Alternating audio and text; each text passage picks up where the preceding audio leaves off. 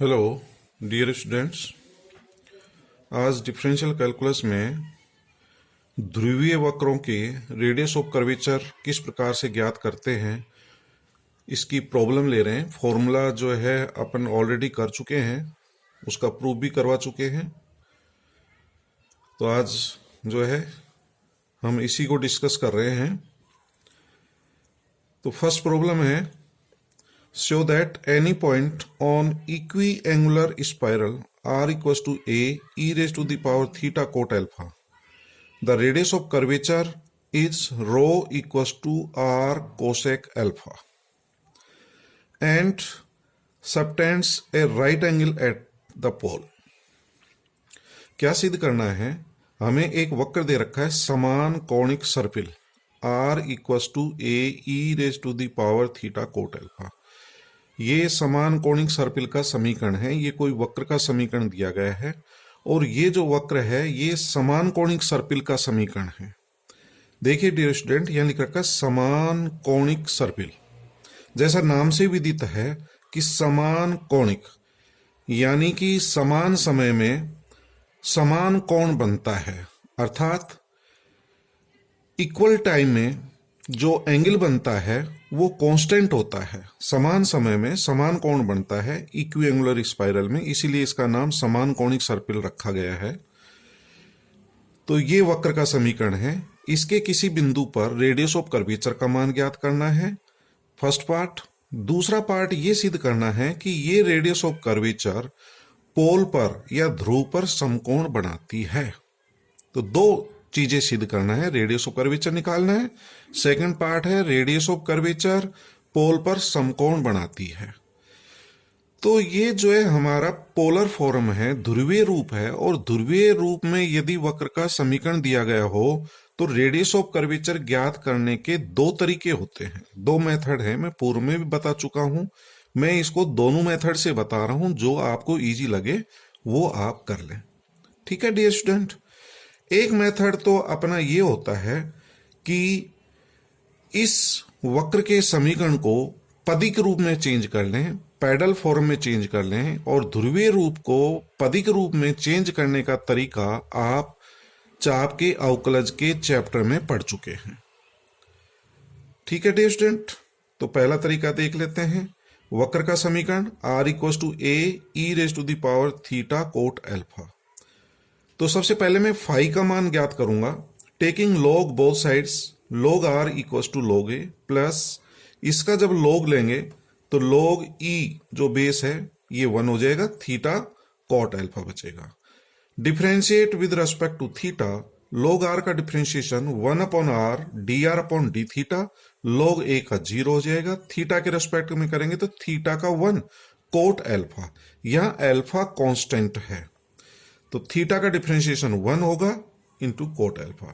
Dear student, ये आप जानते हो कोट फाई होता है, क्योंकि टेन फाई अपन जानते हैं, tan phi is equal to are d theta upon d r होता है। ये इसका उल्टा है, ठीक है, d are upon r d theta है ये। तो ये हमारा cot phi equals to cot alpha. दोनों तरफ कंपेयर कर लें तो फाई का मान एल्फा आ जाएगा।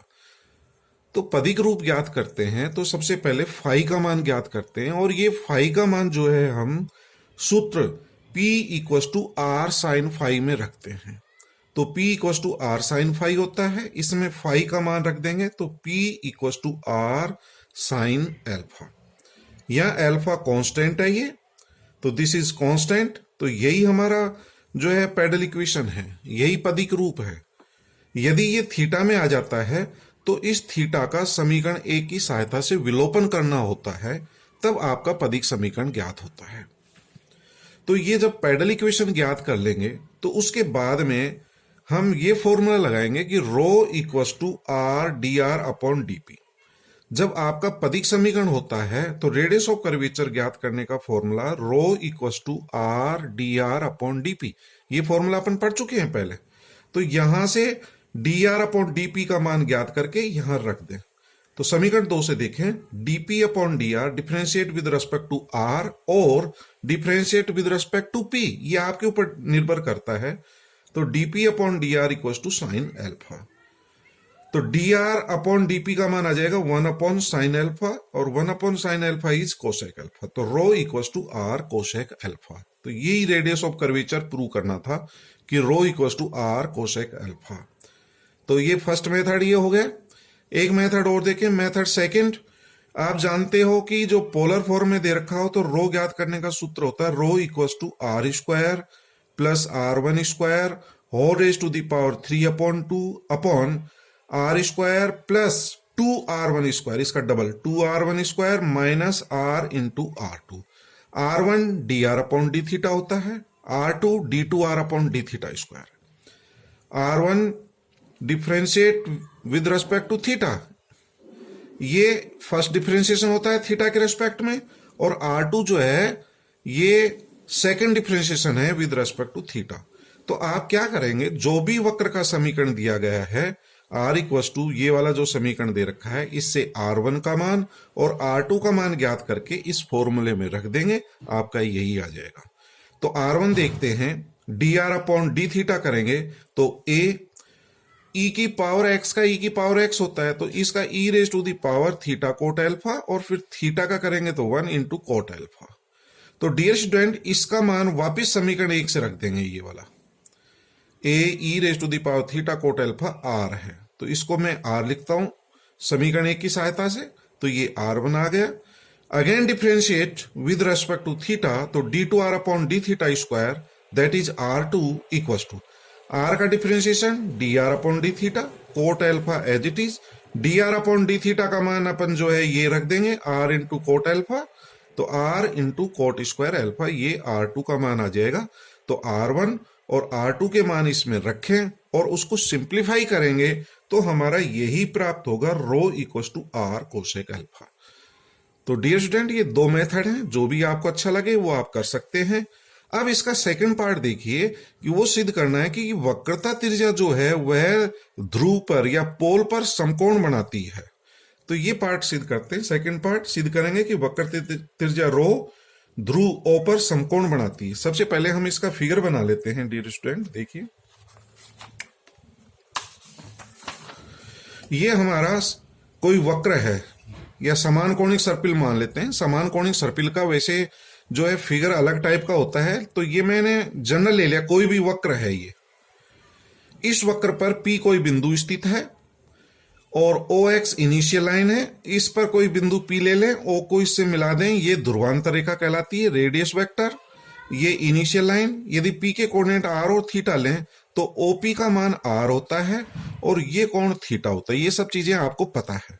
ये एंगल फाई है, P बिंदु पर टेंजेंट लाइन PT खींचे, PT is tangent line at P। ये PT जो है एक्स अक्ष के साथ जो कोण बनाती है वो साई होता है। बिंदु P पर नॉर्मल खींचते हैं, स्पर्श रेखा पर लंबवत रेखा PC इज नॉर्मल, जो कि अविलंब रेखा है। अविलंब आप जानते हो, स्पर्श रेखा पर लंबवत रेखा, ठीक है डियर स्टूडेंट। तो ये जो है PC अभिलंब है, C इसको वक्रता केंद्र कहते हैं, सेंटर ऑफ कर्वेचर। ये PC अभिलंब है, P से रो दूरी पर ये पॉइंट C है, ये वाली जो है वक्रता त्रिज्या कहलाती है, जिसको हम रो से जो है रिप्रेजेंट करते हैं। PC is radius of curvature, C is centre of curvature. इस वक्रता केंद्र को हम O से मिला देते हैं। ये अभिलंब है, ये वक्रता केंद्र है। वक्रता केंद्र को ध्रुव से या मूल बिंदु से, इसको पोल कहते हैं, दिस इज पोल। तो वक्रता केंद्र को पोल से मिला दिया गया है। ये एंगल आपको 90 डिग्री प्रूव करना है। देखिए क्या प्रूव करना था, जो ये रेडियस ऑफ कर्वेचर है PC, this is radius of curvature, PC ध्रुव पर समकोण बनाती है। ये वक्रता त्रिज्या जो है PC हमारी रेडियस ऑफ कर्वेचर कहलाती है, वक्रता त्रिज्या कहलाती है। तो यह वक्रता त्रिज्या ध्रुव पर या पोल पर समकोण बनाती है, तो मैंने इस कोण को बीटा मान लिया और ये π/2 सिद्ध करना है, समकोण सिद्ध करना है। तो अब आप समझ गए होंगे कि क्या प्रूव करना है। वक्रता त्रिज्या PC पोल पर ध्रुव पर समकोण बनाती है, अर्थात यदि ये कोण बीटा मान लें तो इसको 90 डिग्री प्रूव करना है। ठीक है, इसको 90 डिग्री सिद्ध करेंगे, π/2 प्रूव करना है। सबसे पहले हम फाई का मान जो है, ये हमारा फाई कोण होता है, ये साई कोण होता है। तो ये तीनों कोणों के बारे में अपन पूर्व में पढ़ चुके हैं। ठीक है, तो फाई कोण जो है अपन ज्ञात कर चुके हैं। फाई का जो मान है, फाई की वैल्यू जो है अल्फा प्राप्त हुई है, तो फाई इक्वल्स टू अल्फा। चूंकि ये जो सीपी है नॉर्मल, ये टेंजेंट लाइन पर परपेंडिकुलर है, तो ये पूरा कोण जो है 90 डिग्री का है, 90 डिग्री। तो 90 डिग्री में से इस एंगल को सब्ट्रैक्ट कर दें, तो जो है इसमें से माइनस कर दें, तो ये वाला एंगल 90 माइनस अल्फा होगा। This angle is 90 minus alpha. ठीक है, और आपको ये कोण पता है बीटा, ये कोण 90 माइनस अल्फा, तो ये कोण भी आप ज्ञात कर सकते हैं इस त्रिभुज से। दो कोण आपको पता है, बीटा कोण है, ये 90 माइनस अल्फा है, तो ये तीसरा कोण अपन निकाल सकते हैं। किसी भी त्रिभुज के तीनों कोणों का योग 180 डिग्री होता है, तो 180 डिग्री में से आप बीटा माइनस ये कर देंगे। तो यहां सब चीजें आपको जो है मैंने लिख दिया है। This angle is beta. ये 90 माइनस अल्फा समझ में आया कि नहीं आया? ये फाई कोण है और फाई का मान अल्फा के बराबर है। ये 90 डिग्री पूरा, क्योंकि ये अभिलंब है, ये अभिलंब स्पर्श रेखा के साथ 90 डिग्री का कोण बनाता है, तो 90 डिग्री में से अल्फा को घटा देंगे तो ये 90 माइनस अल्फा। ठीक है डियर स्टूडेंट, और इसका ये जो मान निकालेंगे, 180 में से इसको घटाओ और इसको घटाओ। 180 में से 90 घटाए 90 प्लस अल्फा माइनस बीटा, तो ये प्राप्त होगा 90 प्लस अल्फा माइनस बीटा। तो इन दोनों कोणों को जोड़ करके 180 में से घटा देंगे तो ये कोण प्राप्त हो जाएगा OCP इक्वल्स टू, ये प्राप्त होगा 90 प्लस अल्फा माइनस बीटा। ठीक है डियर स्टूडेंट, निकालेंगे ये तीसरा कोण। तीसरा कोण त्रिभुज के तीनों कोणों का योग 180 होता है। 180 डिग्री में से इसको घटाओ, बीटा माइनस 90 माइनस अल्फा। अब ज्या सूत्र त्रिभुज OPC, ये एक त्रिभुज है। साइन फॉर्मूला आप पढ़ चुके हैं, ज्या सूत्र। तो ज्या सूत्र में क्या होता है, OP जो भुजा, हमें ये साइड पता है, R का मान पता है, रो का मान पता है, तो R अपॉन साइन, इसके सामने इसके जो अपोजिट एंगल है ये आएगा sine OCP equals to CP upon sine, इसके अपोजिट एंगल है बीटा, और बीटा क्या है POC, तो ये एंगल आ जाएगा CP अपॉन साइन COP। ठीक है dear student, R upon sine, ये वाला एंगल आएगा 90 plus alpha minus beta equals to rho upon sine beta, rho upon sine beta, R upon sine ये वाला angle 90 plus alpha minus beta, और इसका जो है रो का मान आपको पता है, रो अपन निकाल चुके हैं, R कोसेक अल्फा है, upon sine beta, R upon sign 90 plus alpha minus beta. R से R कैंसिल कर देंगे, 1 अपॉन, डियर स्टूडेंट आप जानते हो कि sine 90 plus theta, sine 90 plus theta cos theta होता है, तो cos alpha minus beta equals to cosec alpha upon sine beta. Cross multiply करें तो ये जो कोसेक अल्फा है इसको मैं ये लिख सकता हूं 1 upon sine alpha, cosec alpha को 1 upon sine alpha. Cross multiply कर देंगे तो cos alpha minus beta equal to sine alpha sine beta. इसका फॉर्मूला आपको पता है cos C minus cos C minus D का, तो फॉर्मूला रख दिया cos alpha cos beta plus sine alpha sine beta equal to sine alpha sine beta. ये वाला इससे कैंसिल हो जाएगा। Cos alpha cos beta equal to 0, either cos alpha equal to 0 और cos beta equal to 0, but cos alpha is not equal to 0। Cos alpha का मान 0 के बराबर नहीं है। तो ये जो मान है, ये वाला एंगल जो है हमारा, तो कोस अल्फा का मान 0 नहीं हो सकता। फाई का मान क्या है? अल्फा के बराबर है। जब ये मान 0 कब होगा? जब कोस पाई बाई 2, अल्फा का मान कितना हो? पाई बाई 2। अल्फा का मान कितना हो? पाई बाई 2। ये पाई बाई 2 हो जाएगा तो ये हमारा रो का मान हो जाएगा। तो cos alpha is not equal to 0, therefore cos beta equal to 0, तो beta equal to pi by 2। यही हमें सिद्ध करना था। ठीक है डियर स्टूडेंट, तो आप समझ गए होंगे। तो ये इसका सेकंड पार्ट है।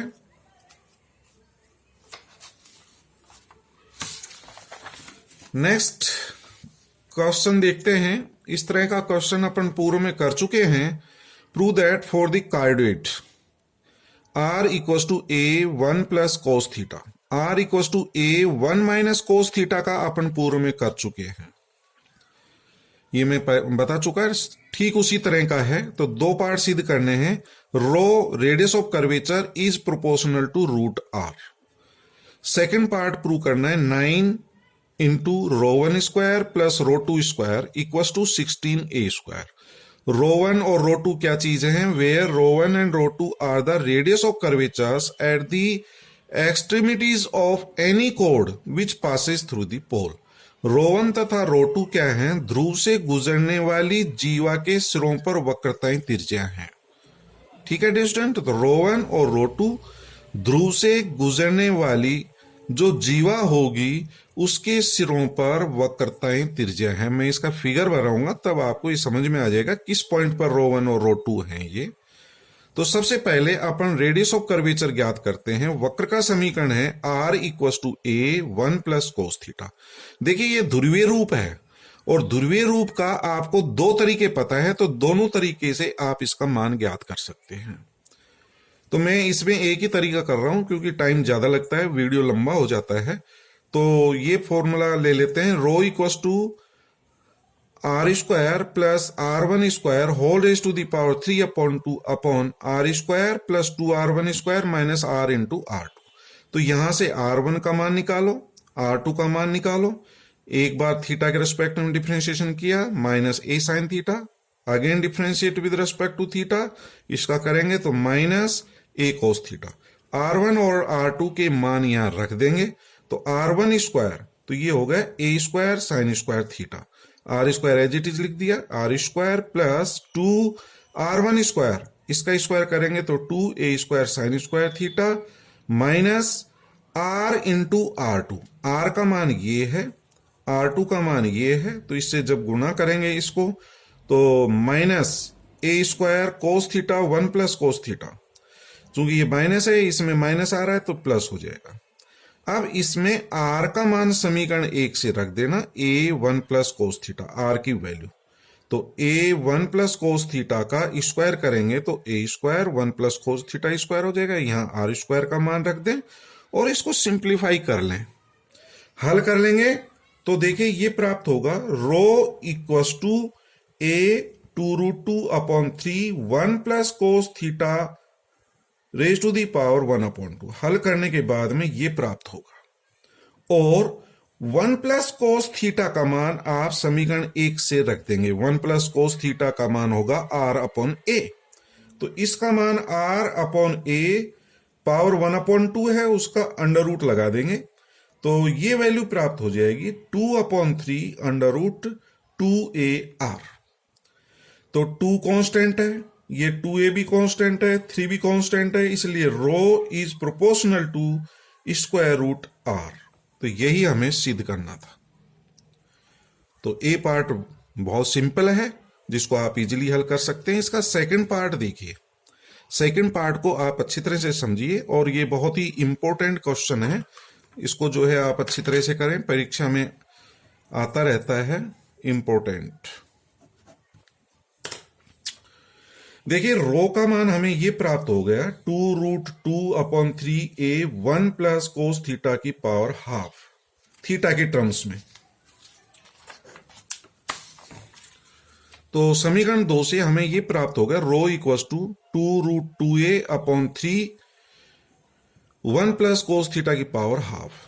इसको हाफ एंगल में चेंज कर लें तो 1 प्लस कोस थीटा के 3 फॉर्मूले होते हैं। ऐसा फॉर्मूला लगाओ कि 1 कट जाए, तो इसका ये फॉर्मूला हो जाएगा 2 cos square theta by 2 minus 1।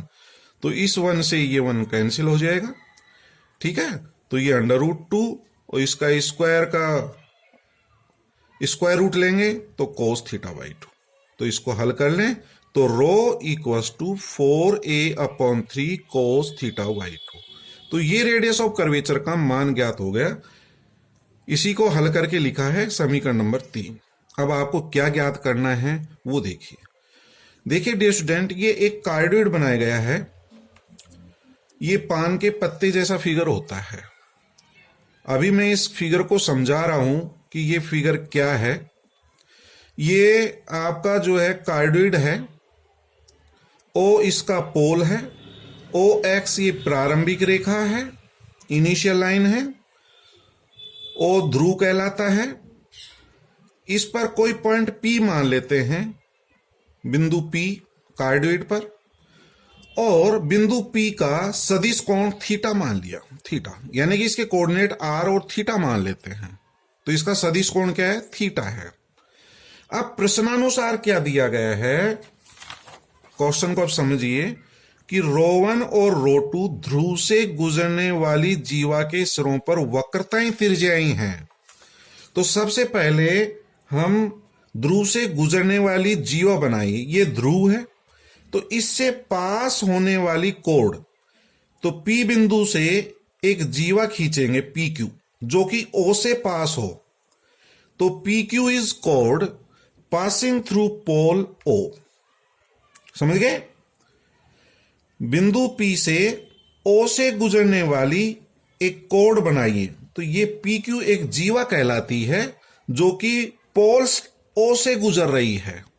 तो अब आपको दे क्या रखा है, बिंदु P पर वक्रता त्रिज्या ρ1 है, बिंदु Q पर वक्रता त्रिज्या ρ2 है। ρ1 और ρ2 जो जीवा ध्रुव से गुजरती है उनके सिरों पर, एक सिरा इसका P है, दूसरा सिरा Q है। P और Q बिंदु पर रेडियस ऑफ कर्वेचर क्रमशः ρ1 और ρ2 है। तो मैंने यही लिखा है PQ एनी कोण पासिंग थ्रू पोल। PQ ध्रुव से गुजरने वाली कोई जीवा है। ρ1 is radius of curvature at point P, इस बिंदु P। ये दो सिरे हो गए P और Q इस जीवा के। तो P सिरे पर वक्रता त्रिज्या ρ1 है, Q जो सिरा है इस जीवा का, उस पर वक्रता त्रिज्या रेडियस ऑफ कर्वेचर जो है ρ2 है।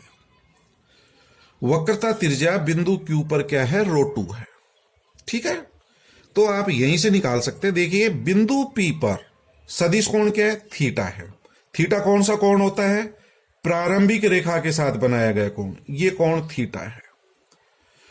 और इसका दूसरा सिरा क्या है, Q है।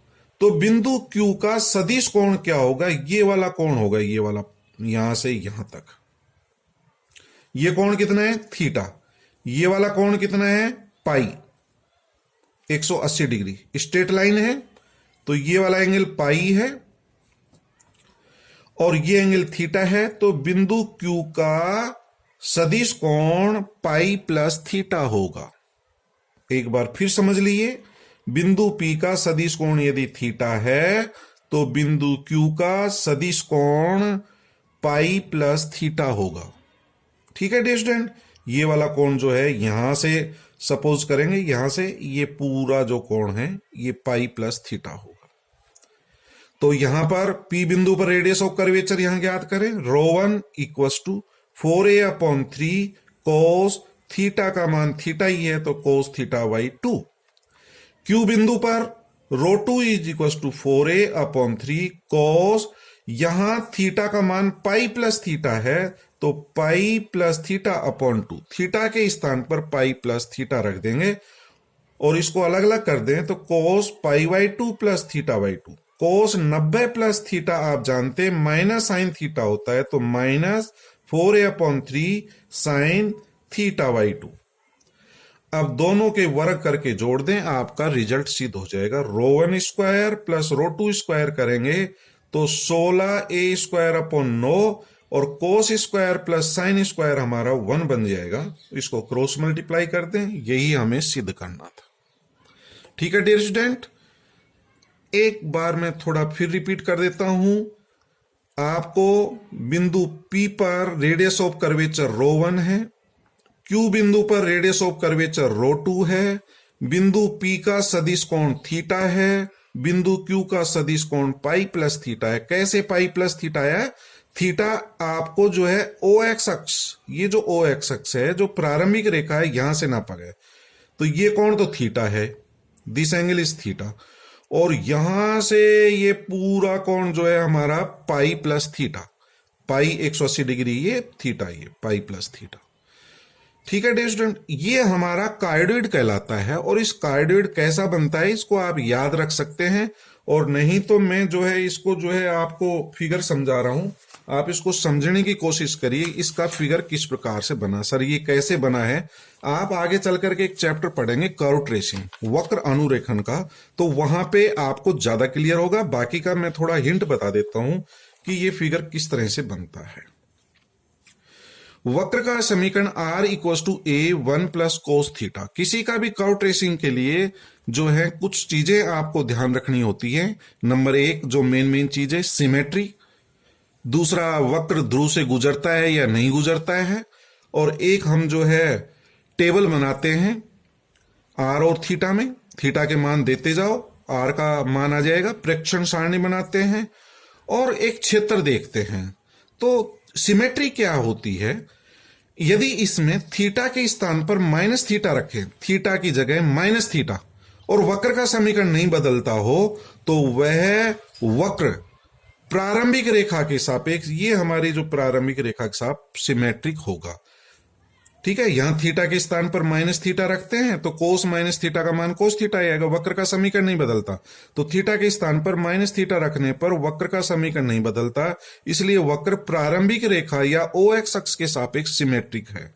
तो सिमेट्रिक क्या होता है? जैसा OX अक्ष के ऊपर होगा वैसा ही OX अक्ष के नीचे फिगर बनेगा।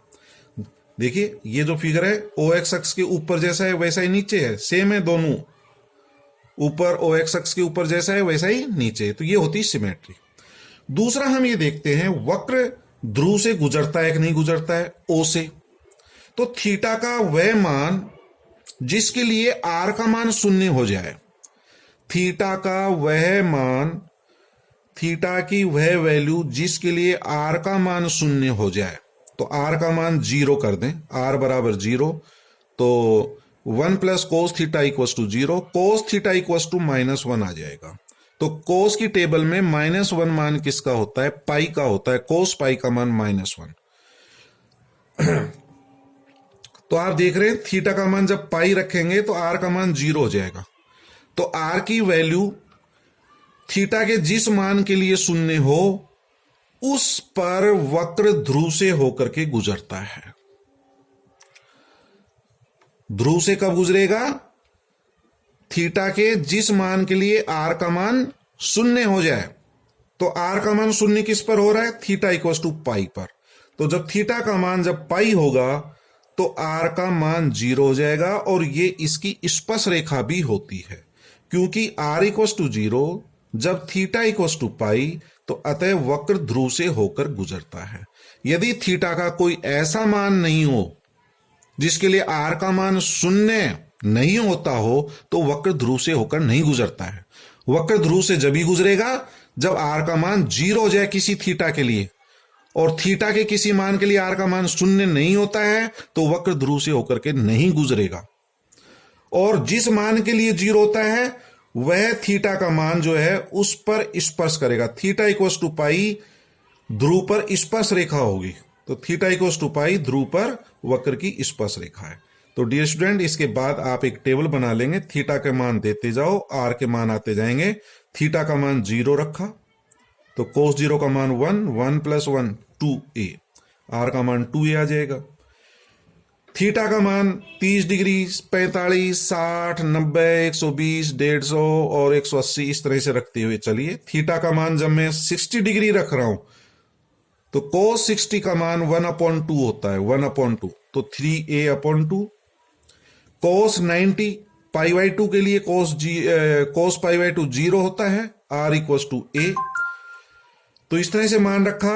cos का मान 120 डिग्री रखा तो ये a/2 आ जाएगा। जब थीटा का मान हम इसमें पाई रखते हैं तो cos पाई का मान -1 होता है, तो 1 - 1 0, r का मान 0 हो जाएगा। r का मान 0 किस पर हो रहा है? थीटा इक्वल्स टू पाई। तो थीटा इक्वल्स टू पाई पर यह जो वक्र बनेगा वो थीटा इक्वल्स टू पाई को स्पर्श करेगा और मूल बिंदु से होकर के गुजरेगा। तो यहां आप देख रहे हैं जैसे जैसे थीटा के मान बढ़ते जा रहे हैं, थीटा का मान 0, 30, 60, 90, 120, 180, थीटा का मान बढ़ रहा है। आर का मान देखिए क्या हो रहा है, आर का मान घट रहा है, आर का मान 2a, 3a/2a, आर का मान 0 हो गया। तो थीटा का मान बढ़ने पर आर का मान कम हो रहा है। तो इसी को जो है प्लॉट कर लेते हैं। ये हमने कोई इनिशियल लाइन बनाई है, थीटा इक्वल्स टू 0 है, ये ओ एक्स अक्ष है, थीटा इक्वल्स टू 0। ये मान लीजिए मैंने 30 डिग्री बना दिया, ये 60 डिग्री, ये 90 डिग्री, ये 120 डिग्री, ये 150 डिग्री और ये theta equals to pi, theta equals to pi 180 degree. Theta equals to 0 पर आर का मान 2a है, ये 2a मान लेते हैं यहां तक, ये 2a है। π/6 पर आर का मान 2a से छोटा है, ये 2a से छोटा है, तो इससे कम लेना है, तो ये थोड़ा कम ले लो। और आर का मान घट गया, आर का मान कम होता जा रहा है, ये आर का मान 90 डिग्री पर कितना हो गया? a, ये और कम हो गया। 120 डिग्री और छोटा, 150 पर और छोटा, और 180 पर आर का मान 0 हो रहा है। तो यहां पर वक्र जो है इस रेखा को स्पर्श करेगा। थीटा इक्वल्स टू पाई उसकी स्पर्श रेखा होगी। ठीक है डियर स्टूडेंट, तो यहां से चलेंगे आर और इसको मिला दो, इस पॉइंट को यहां से चलते गए, ये देखिए ये थीटा, ये आर के मान कम होते जा रहे हैं, इन पॉइंट्स को मिला करके और यहां पर इस रेखा को टच कराएंगे, ये इसको स्पर्श करेगी, इस रेखा को टच करेगी और ओ से होकर के गुजरती है।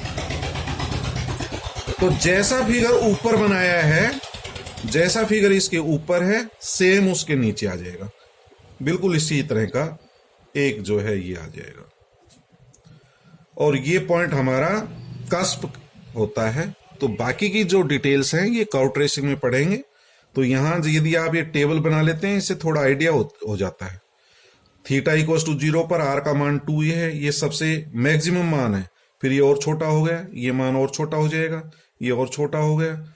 120 डिग्री पर ये आर का मान है। तो इन सब पॉइंट्स को मिलाते हुए एक वक्र बना देंगे और थीटा इक्वल्स टू पाई पर आर का मान 0 है, तो ये 0 हो जाएगा। लेकिन ये इसको स्पर्श करेगी, ये रेखा ध्यान रहे इसको टच कर रही है। तो ये इसी तरह का फिगर है डियर स्टूडेंट, ये इसको स्पर्श कर रही है यहाँ थीटा इक्वल्स टू पाई पर, ये स्पर्श कर रहा है। तो ये वाला वक्र है। Thank you very much.